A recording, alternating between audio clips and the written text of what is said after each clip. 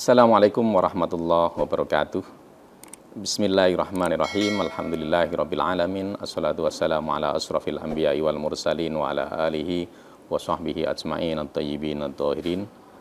Teman-teman Unisula Lover yang berbahagia, hari ini alhamdulillah kita dipertemukan Allah dalam satu majelis yang insya Allah barokah, majelis di mana ilmu-ilmu Allah itu disimpan di sini. Kita hari ini ada program dari Perpustakaan Unisula, kajian Ramadan bersama saya, Dr. Ahmad Mujib. Kebetulan saya adalah dosen di Unisula. Sehari-hari saya mengajar khusus mata kuliah peradaban Islam, sebagai juga selain itu juga sebagai penulis dan motivator. Teman-teman yang berbahagia, posisi kita hari ini kita berada di lantai 2 Unisula. Jadi teman-teman kalau lagi waktu longgar, gunakanlah waktu sebaik-baiknya untuk mencari ilmu. Kita nongkrong di sini, insya Allah tempatnya nyaman ya di lantai 2 ini untuk kita bisa ngobrol-ngobrol bersama. Teman-teman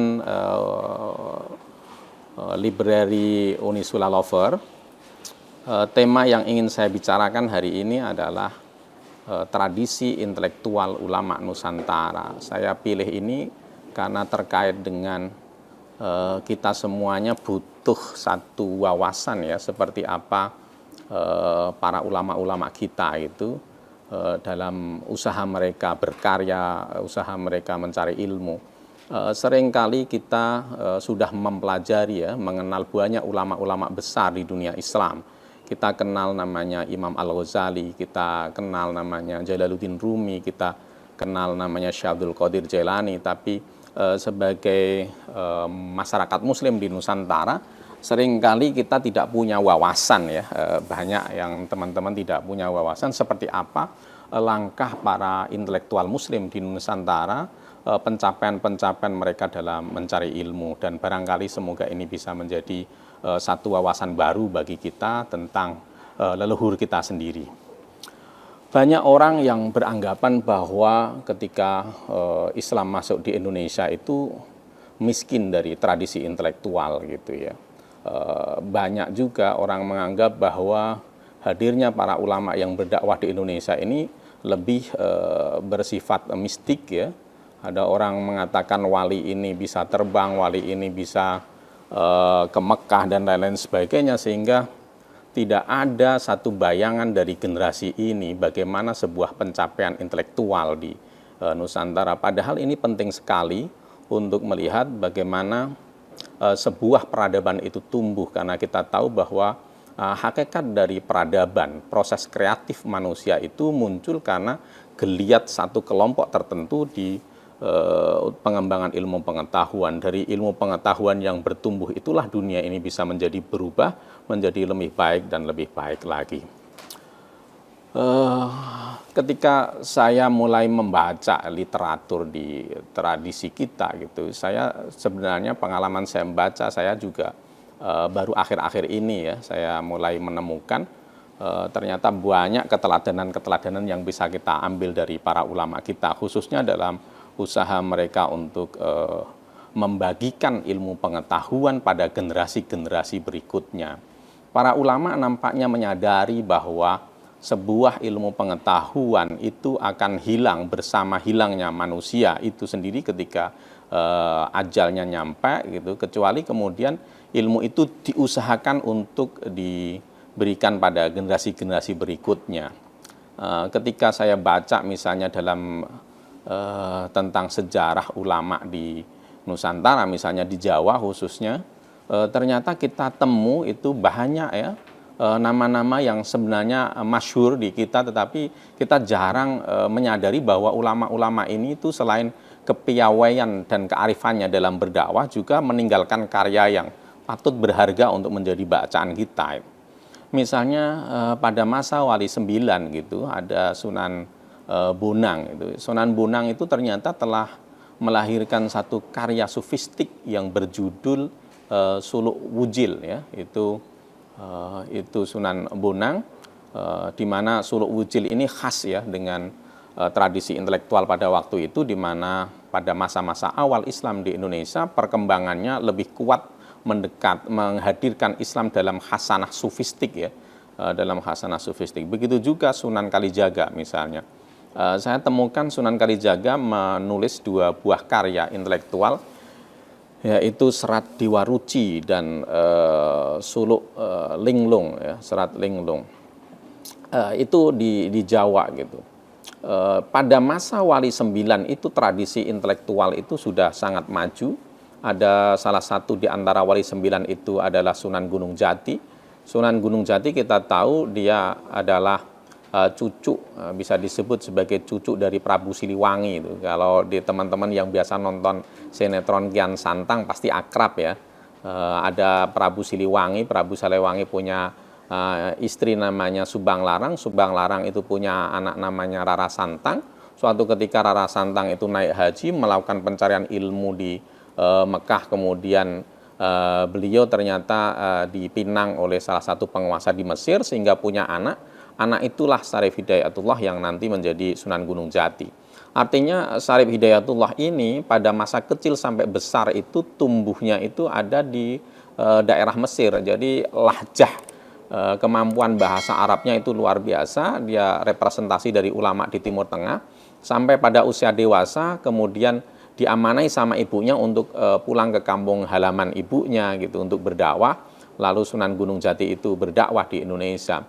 Beberapa waktu yang silam saya pernah ketemu dengan salah satu keturunan dari Sunan Gunung Jati. Saya dapat satu berita yang cukup bagus itu ya, yang cukup mengejutkan bahwa pada masa Sunan Gunung Jati sudah ada satu pesantren yang kemudian yang diasuh sendiri oleh Sunan Gunung Jati, di mana murid-muridnya tidak hanya orang Nusantara. Ini patut bangga ya sebagai orang Nusantara. Ternyata murid-muridnya itu sudah menyebar di seluruh dunia. Jadi murid-murid Sunan Gunung Jati ada yang dari Mesir, ada yang dari Yaman, ada yang dari Maroko dan lain-lain sebagainya. Dan ini menjadi saya membayangkan hebat juga. Ternyata pada ada satu masa di zaman dahulu di mana geliat intelektual itu sudah ada di Nusantara. Saya ingin sejenak berpindah, jadi biar tidak orientasinya ke orientasi Jawa oriented ya. Kita masuk ke daerah Aceh itu pada abad ke-17. Ada seorang intelektual, seorang ulama yang dipercaya menjadi penghulu ulamanya itu ya, ulama resmi kerajaan, namanya Hamzah Al-Fangsuri. Hamzah Al-Fangsuri, teman-teman, ternyata memiliki banyak karya di abad ke-16 itu ya. Telah menerbitkan misalnya syair burung pungguk, saya catat itu ada syair perahu, ada syair burung pinggai. Ada juga Asrarul Arifin fi Bayanil Ilmi Suluk wa Tauhid gitu ya. Jadi rahasia orang-orang arif untuk menjelaskan bagaimana perjalanan menuju Tuhan.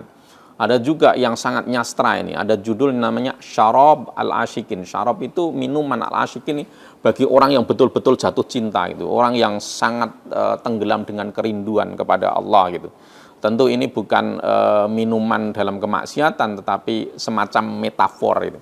Yang khas dari masa-masa itu ya di Nusantara pada abad ke-15, ke-16, ke-17 itu tradisi Nusantara itu bagaimana menghadirkan sebuah pengetahuan yang dibingkai dengan nilai sastra ya.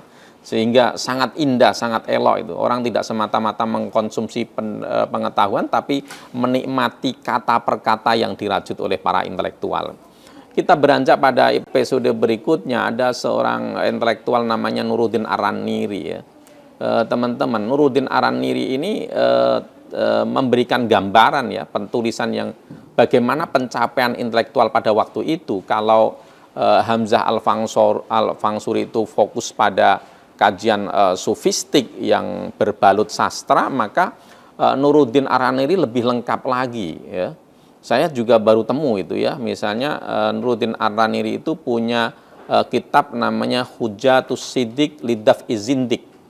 Jadi betapa cemerlangnya ulama pada waktu itu, ada ulama yang sudah menyadari betapa ada pergulatan dari intelektual itu ya, ada orang-orang yang kemudian hanya murni masuk pada ilmu hakikoh, melupakan syariat, maka kemudian dikeluarkanlah hujah ini ya.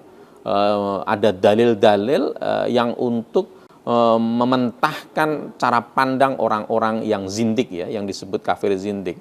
Nuruddin Araniri juga mengarang kitab Fathul Mubin alal Mulhidin. Ini cocok bagi mahasiswa yang sedang mengalami pencarian. Kadang-kadang kita itu masuk dunia intelektual itu baru terperangah itu ya. Banyak pandangan-pandangan yang rasionalis, justru pandangan itu secara rasional seolah-olah ingin mengatakan bahwa Tuhan tidak ada gitu ya. Yang ini ke apa namanya? Tradisi ateis. Ateis itu ternyata sudah ada juga di zaman dahulu, dan ulama itu menjawab problem zamannya pada waktu itu ketika ada orang-orang yang ateis begitu. Nuruddin Araniri kemudian menulis satu kitab Fathul Mubin ala Mulhidin, kemenangan besar terhadap orang-orang ateis. Jadi dialog menghadapi ateis itu kayak apa. Nuruddin Araniri juga mengarang kitab Tibyan fi Ma'arif al-Adyan, jadi penjelasan dalam mengetahui agama. Jadi ilmu perbandingan agama itu nampaknya dikuasai betul oleh Nuruddin Araniri. Selain pada persoalan-persoalan itu, kita mulai melihat bahwa pada masa itu juga sudah mulai berkembang tradisi fikih. Ada karyanya Nuruddin Araniri namanya Shiratal Mustaqim. Lalu juga Nuruddin Araniri mengarang sejarah ya, judulnya Bustanus Salatin ya, Salatin Bustanus Salatin itu sejarah raja-raja di Melayu gitu ya. Nah itu di masa itu juga ada misalnya di Aceh ada Abdurrauf Singkel ya. Abdurrauf Singkel itu punya tafsir, dan kita bisa nyebut bahwa tafsir pertama di Nusantara itu karangan beliau gitu. Judulnya Tarjuman Al-Mustafid. Jadi kalau di pesantren biasanya kita membaca tafsir itu sebatas tafsir Jalalain, lalu belakangan ada tafsir yang dikarang oleh apa namanya Bisri Mustafa itu tafsir Al-Ibris. Ternyata jauh sebelum itu pada abad ke-17 Abdurrahman Singkel itu sudah mengarang satu tafsir namanya Tarjuman Mustafid. Beliau juga mengarang hadis, syarah Adin Arba'in Nawawi, lalu kemudian fikih. Jadi itulah kemudian kita tahu bahwa Pak Azumardi Azra, salah satu sejarawan, dia menyebut ada satu bukunya itu tentang jaringan intelektual, ada karakteristik perubahan ketika orang masuk dari abad ke-17 ke 18 itu ada perpindahan dari awalnya para intelektual bicara tentang sesuatu yang berhubungan dengan dunia sufi, maka kemudian sudah mulai ke dunia syariah.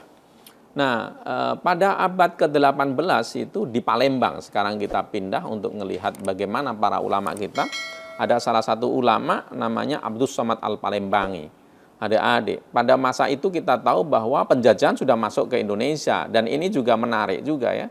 Ternyata ulama itu kemudian bukan karakter orang yang lari dari realitas dia sibuk untuk mencari ilmu saja, tapi coba menjawab problem-problem yang ada pada masa itu. Karena pada masa itu ada penjajah, maka kemudian Abdus Somad Al-Palembangi mencoba urun rembuk lah istilahnya. Beliau mengarang satu kitab yang ini juga bagus ya, Nasihatul Muslimin wa Tadkiratul Mu'minin fi Fadhailil Jihad ya.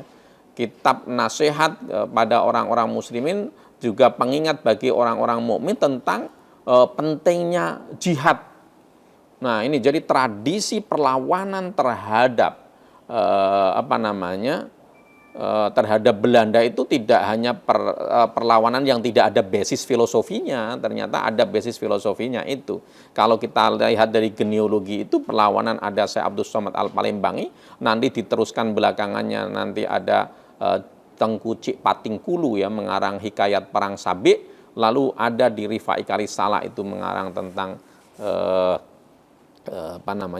perlawanan gitu.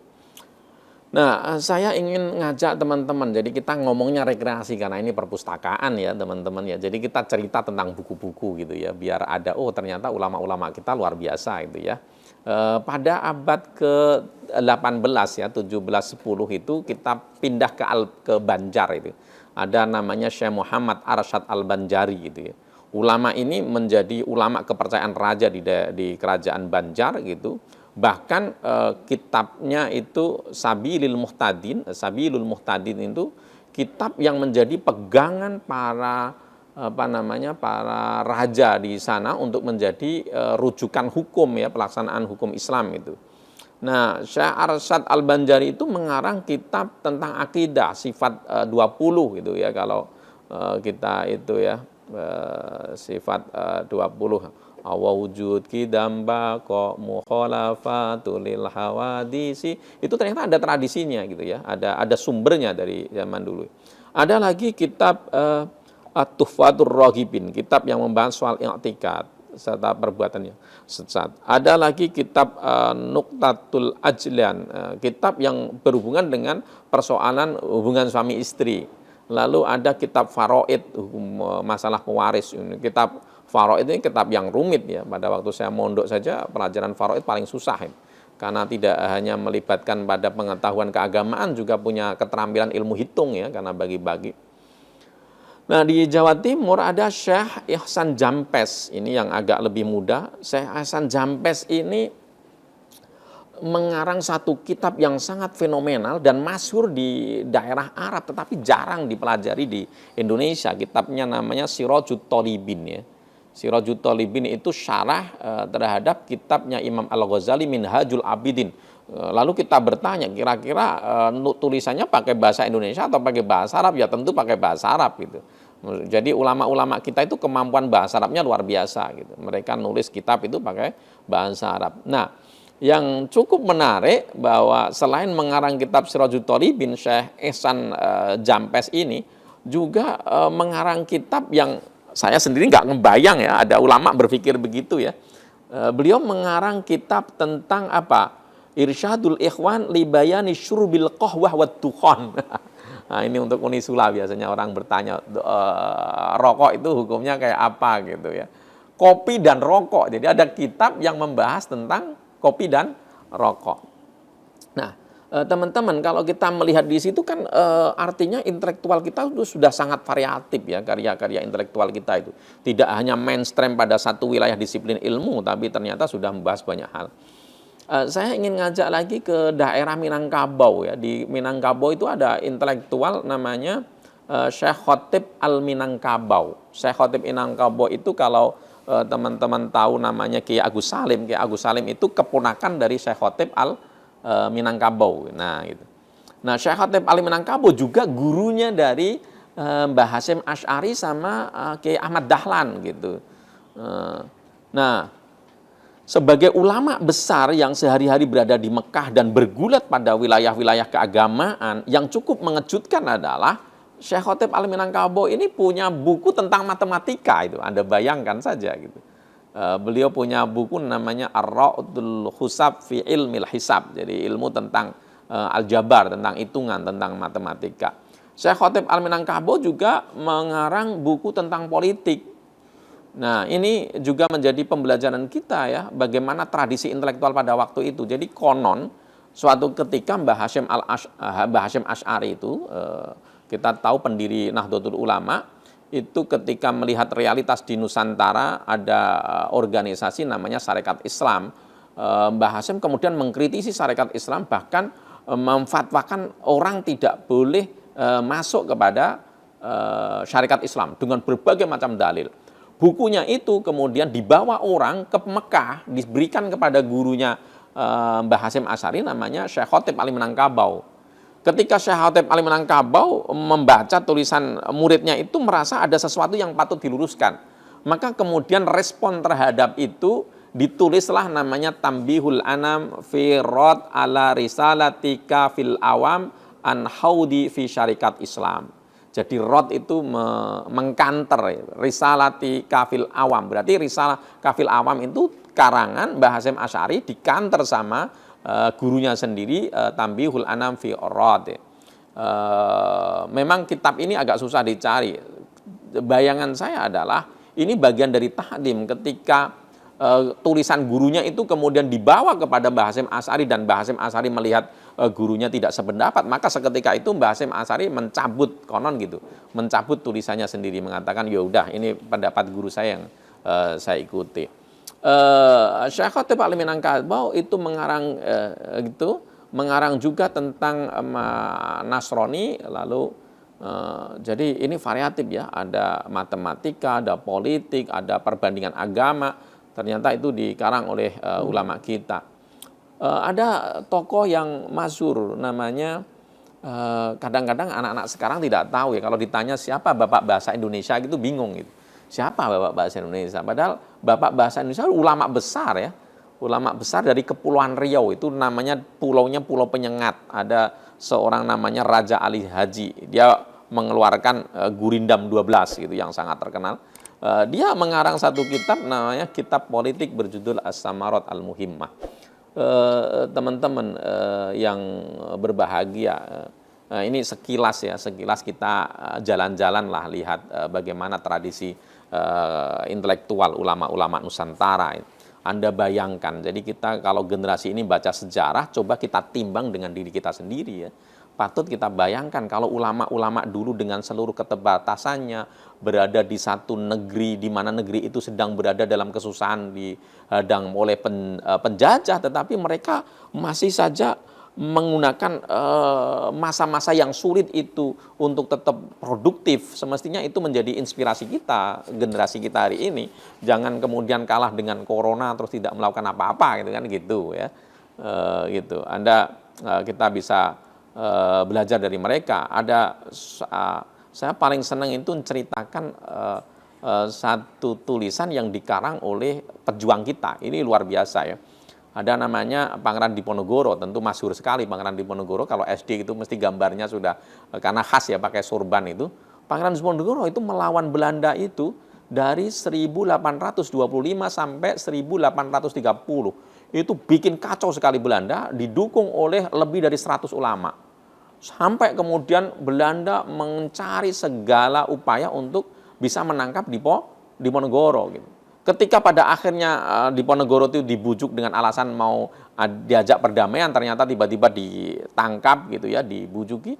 Akhirnya strategi Belanda kemudian pemimpin ini biar tidak punya pamor, itu tidak bisa melakukan apa-apa, dipisah dengan pengikutnya. Diponegoro itu dibuang ke Makassar.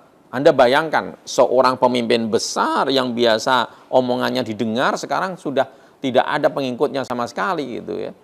Itu kalau zaman sekarang itu namanya post power syndrome, itu bisa jadi. Makanya orang yang jadi pejabat malas turun itu biasanya diladeni orang, kok tiba-tiba menjadi orang biasa saja nggak siap gitu.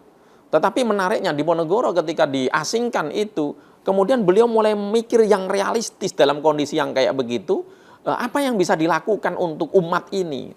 Akhirnya Diponegoro berpikir bagaimana waktu di pengasingan itu digunakan seproduktif mungkin, mengeluarkanlah karya namanya Babat Diponegoro. Hari ini kalau teman-teman ke Perpusnas, teman-teman bisa menemukan Babat Diponegoro itu sudah di ini ya, kerjaan filologi namanya itu 4 jilid itu. Itu pencapaian intelektual yang luar biasa gitu ya. Ada misalnya kita patut belajar generasi ini kepada sosok Buya Hamka. Suatu ketika Buya Hamka di penjara. Pada saat di penjara itu kemudian bukan kemudian larut dalam kepedihan, tapi tidak, dia mengatakan kalau hari ini pintu komunikasi dengan manusia ditutup oleh manusia, maka pintu komunikasi dengan Allah itu terbentang luas. Teman-teman yang berbahagia, kita mungkin nanti akan ada beberapa episode, jadi kita bicara tentang karya-karya dulu ya, pendek kan. Saya kumpulkan dari karya-karya itu untuk mensugesti saya sendiri gitu. Kira-kira kalau zaman dahulu sudah berkarya berapa, sekarang kita berapa yang mau capai. Alhamdulillah sepanjang hidup saya sudah menulis buku 15 buku ya. Suatu saat kita nanti akan bedah satu persatu karya saya gitu. Nah, ternyata itu tidak ada apa-apanya kalau dibanding dengan ulama-ulama dulu dengan seluruh keterbatasannya. Saya sebut misalnya, saya coba cari biografi para ulama-ulama kita gitu. Dan kemudian saya cek karya-karya mereka, sempat saya hitung juga, itu ada yang fantastis ini. Saya sebut ada beberapa karya ini untuk menjadi gitu ya. Syekh Nawawi Al-Bantani dari Banten gitu. Dia punya karya kitab itu lebih dari 115 karya. Seberapa produktif itu. Ada namanya Said Usman Yahya, itu di Betawi. Kemarin saya sempat ke daerah Kuitang itu cari karya-karyanya Said Usman ya. Itu sampai sekarang karyanya masih dipelajari. Itu menulis 47 karya. Ada Lirfai Kalisala itu menulis 40 karya. Lalu Nuruddin Araniri 30 karya. Ada Syekh Yusuf Al-Makassari 22 karya. Ada Syekh Mahfud At-Tirmasi itu 22 karya. Itu bagi saya itu luar biasa. Mungkin ini patut untuk menjadi renungan generasi ini ya.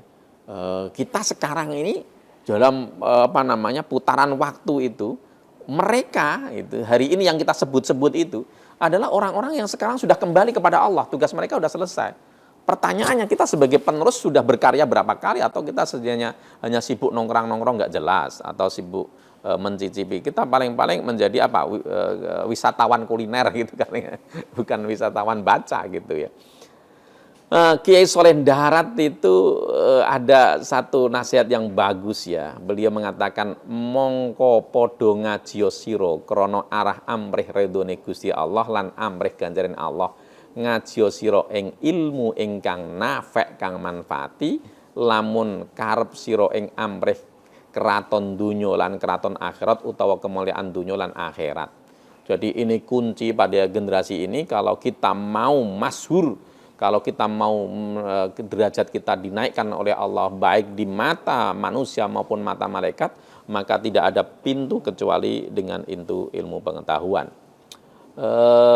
Teman-teman, ini satu episode ya, kita baru bicara ini, mungkin nanti kita akan bicara tentang bagaimana para intelektual di Nusantara itu mencari ilmu itu. Jadi kalau saya sampaikan sekarang semuanya kayaknya nggak cukup waktunya. Nanti ada episode bagaimana sih para intelektual kita, rahasia mereka bisa menjadi pintar kayak begitu itu, cara mereka mencari ilmu itu. Saya satu contoh ya, saya kasih contoh itu. Saya baca di Babat Diponegoro. Diponegoro itu ternyata sangat mengidola Sultan Agung. Nah, ini cocok ini. Ini kan kita orang Unisula ya, kudunya harus tahu gitu sejarahnya Sultan Agung ya. Apalagi kita kan Universitas Islam Sultan Agung, harus tahu itu. Nah, di catatan Babat Diponegoro itu, Pangeran Diponegoro itu sempat saking mujinya Sultan Agung, dia mengatakan begini, dulu ketika zaman Mataram lagi kosong kepemimpinan gitu, yang semestinya nanti posisinya yang harus menggantikan itu adalah Sultan Agung, tapi posisi Sultan Agung itu tidak di Jawa ternyata. Dia lagi mencari ilmu di Mekah gitu. Ketika utusan datang dari Mataram meminta Sultan Agung pulang, versinya Diponegoro loh ini ya.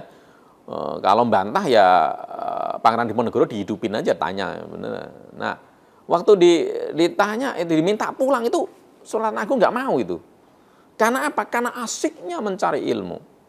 Nah, ini teman-teman yang pustaka lover yang ada di teman-teman kampus, kalau belum merasakan nikmatnya mencari ilmu, ya belum sah kuliah. Masa kuliah perguruan tinggi tapi tidak bisa merasakan nikmatnya mencari ilmu. Sultan Agung itu sampai nggak mau pulang itu, sampai kemudian mencari upaya para prajurit itu memohon bantuan Sarip Mekah untuk nasihati Sultan Agung betapa pentingnya posisi dia. Sehingga kemudian Sultan Agung baru kemudian memutuskan untuk pulang.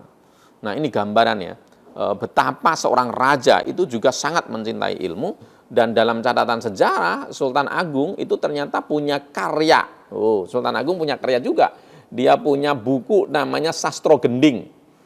Sastro merupakan sesuatu yang indah yang dapat ditangkap secara kasat mata karena digubah secara tekstual, ya, itu filosofinya. Dengan sastra memiliki makna simbolik sebagai manusia, makhluk Tuhan yang kasat mata dan memiliki keindahan sebagaimana sastra. Sementara bunyi gending-gendingan merupakan keindahan yang dapat ditangkap hanya melalui hati. Nah, itulah hakikatnya ini. Jadi sastro gending. Banyak para tokoh-tokoh di Nusantara yang tidak hanya para ulama, ternyata mereka sibuk untuk mencari ilmu. Jadi demikian saya Ahmad Mujib dari Perpus Unisula. Salam kenal, insya Allah kita bisa bertemu lagi dalam episode berikutnya. Afu minkum billahi taufiq walhidayah. Assalamualaikum warahmatullahi wabarakatuh.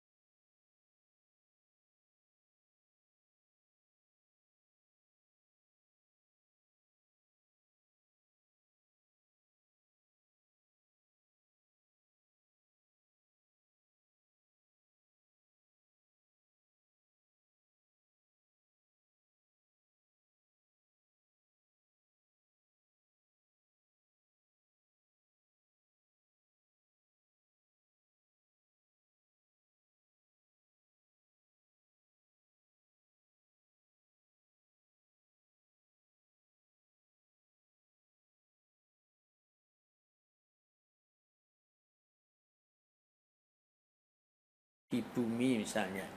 Ya. Itu bacaan-bacaan tentang geologi lapisan tanah di bumi, ya, itu bumi itu ayat-ayat Allah. Maka bumi itu bisa menjadi Al-Qur'an buat kita mukmin muslim. Hewan-hewan, tumbuh-tumbuhan itu bisa menjadi Al-Qur'an buat mukmin muslim sebagai bahan bacaan. Ada lautan, ada gunung, ada oksigen, ada udara, macam-macam. Ada klimatologi, ilmu tentang musim misalnya, ada vulkanologi, ilmu tentang gunung berapi. Itu pun kalau dipelajari, itu mempelajari ayat-ayat Allah dan kita anggap itu menjadi Al-Qur'an.